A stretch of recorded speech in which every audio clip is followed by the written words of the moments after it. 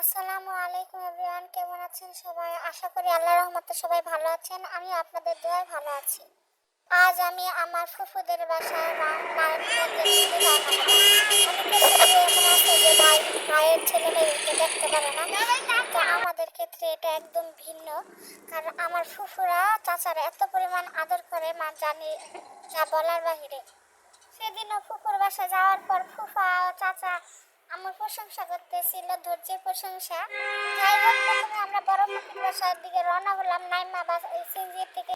ফুফুর বাসায় যাওয়ার পর ফুফু বলতেছিল যে আমাদের বাসায় বেশি কেউ আসে না, কারণ একটু শব্দ হলে বাড়ি হলেই আসে। তারপরে তো আমার ভাই বোনদেরকে আমার দাওয়াত দিতে ইচ্ছে করে, তাই তোমাদেরকে দাওয়াত দিলাম। কারণ ছোট ফুফুর বাসায় আমরা সবাই বেশি যাই, কারণ তাদের নিজেদের বাড়ি আছে। যাই হোক, ফুফুদের বাড়ি এক দুপুর থেকে আমরা ছোট ফুপির বাসা আসার পর তাদের ফার্নিচার গুলো কিন্তু আমার কাছে খুব ভালো লেগেছিল, তাই কিন্তু ছবি তুলে রেখে। যাই হোক, কিছু আনন্দের মুহূর্ত শেয়ার করলাম। আপনাদের কাছে ভিডিওটি ভালো লাগলে অবশ্যই আমার পাশে থাকবে, আমার চ্যানেলের সাথে।